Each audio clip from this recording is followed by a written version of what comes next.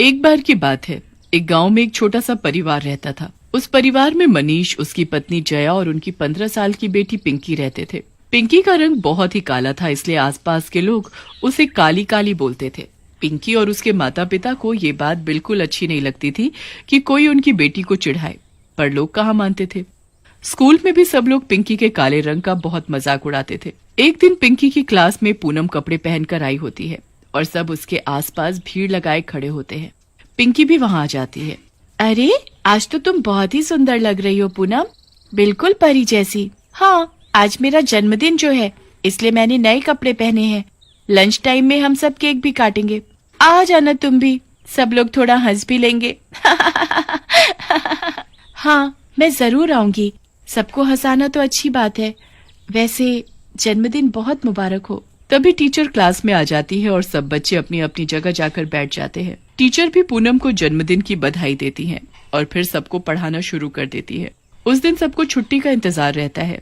जैसे ही छुट्टी होती है, सब लोग जल्दी से ग्राउंड में भागते हैं। पूनम अपने घर से केक लेकर आती है।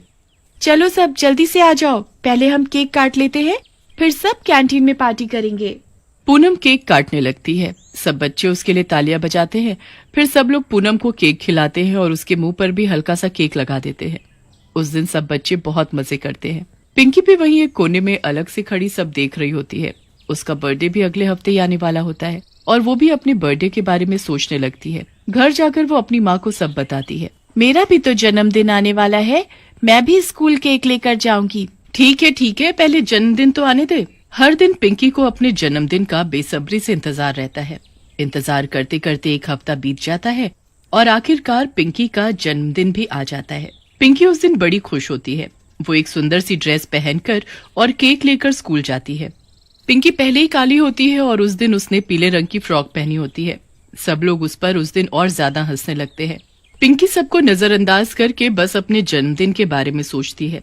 वो छुट्टी में सब बच्चों को केक काटने के लिए बुला लेती है। बड़ी खुशी खुशी पिंकी अपना केक काटती है और फिर उसके बाद पूनम अपने दोस्तों को इशारा करती है। इशारा करते ही सब लोग केक लेकर पिंकी के मुंह पर मलना शुरू कर देते हैं।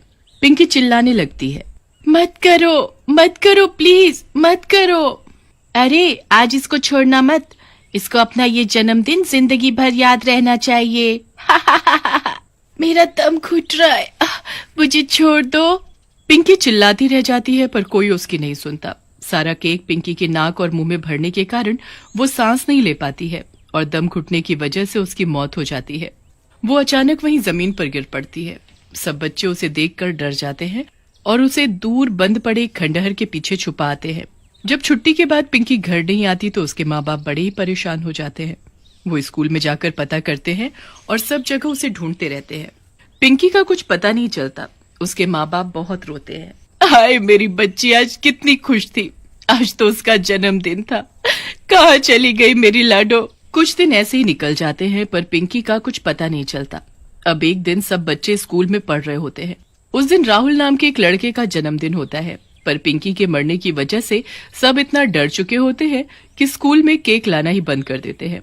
सब लोग राहुल को जन्मदिन की मुबारकबाद देते हैं। जब सब बच्चे क्लास में बैठकर पढ़ रहे होते हैं, तभी राहुल की नजर खिड़की के बाहर जाती है। खिड़की के बाहर एक भयानक काले रंग की चुड़ैल केक लेकर खड़ी होती है। राहुल उसे देखकर चिल्ला पड़ता है, चुड़ैल, चुड़ैल। क्या हुआ राहुल, चिल्ला क्यों रहे हो? मैम, खिड़की के बाहर चुड़ैल खड़ी है।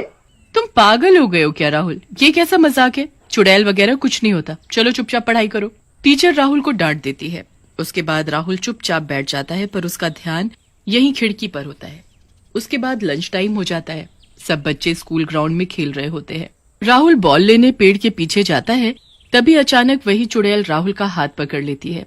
उसके दूसरे हाथ में केक होता है जो वो राहुल के मुंह पर पूरा का पूरा मल देती है।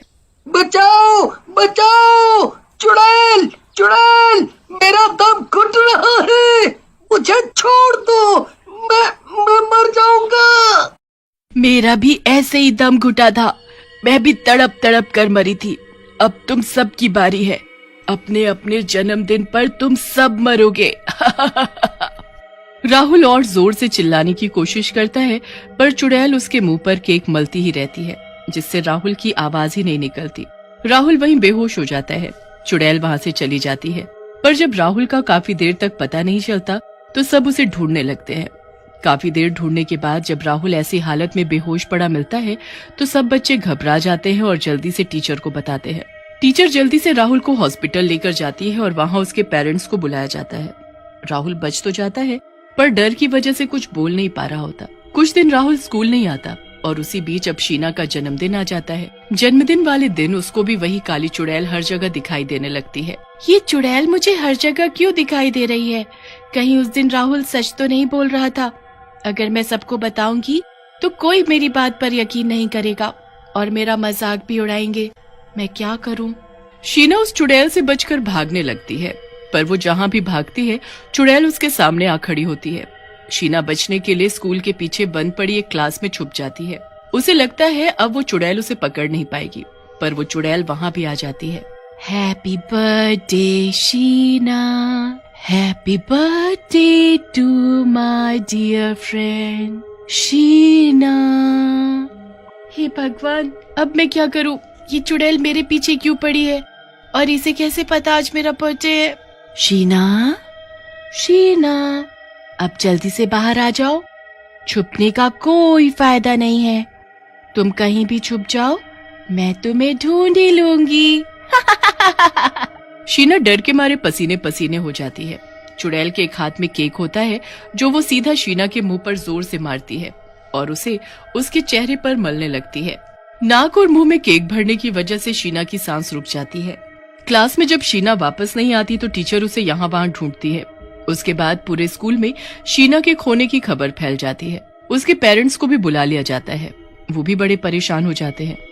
दूसरी तरफ राहुल की तबीयत थोड़ी ठीक होती है और वो सबसे पहले अपनी माँ को बुलाता है।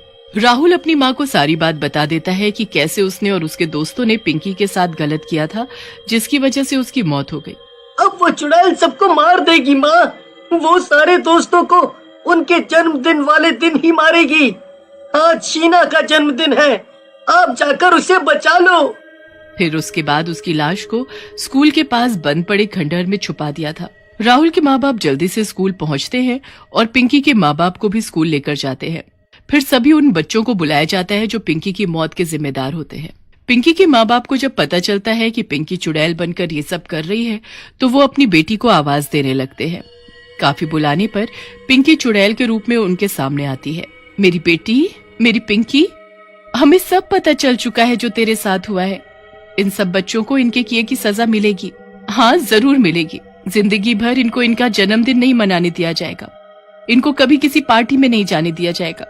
इनके साथ जितनी सख्ती की जा सकती है वो की जाएगी। पर प्लीज ये बता दो कि मेरी बेटी कहाँ है? कहाँ है मेरी शीना? कभी नहीं बताऊंगी। कुछ ही देर में मर जाएगी वो भी। उसके बाद ये सब के सब बच्चे मरेंगे। नहीं बेटी, ऐसा नहीं कर। तू इन बच्चों जैसी तो कभी ना थी। तू मेरी बेटी है, सबसे अच्छी बेटी। तूने जीते जी कभी किसी को बुरा तक नहीं बोला, तो अब इतना बुरा कैसे कर सकती है किसी के साथ? इन्होंने मुझे मार डाला। मैं कितनी खुश थी, पर इन्होंने मेरे रंग का हमेशा इतना मजाक बनाया और फिर मुझे मार डाला। पिंकी की माँ और बाकी सब उसे बहुत समझाते हैं और रोते गिड़गिड़ाते हैं। आखिरकार उस चुड़ैल को उन सब पर दया आ जाती है। फिर वो बता देती है कि शीना कहाँ है। शीना की हालत बहुत खराब होती है, पर वक्त रहते उसे बचा लिया जाता है। उसके बाद स्कूल में हर बच्चा ये कसम खाता है कि वो कभी किसी के साथ ऐसे नहीं करेगा और ना कभी किसी को करने देगा। पिंकी की आत्मा को शांति मिलती है और वो कभी किसी को दोबारा नहीं दिखती। मेरा भी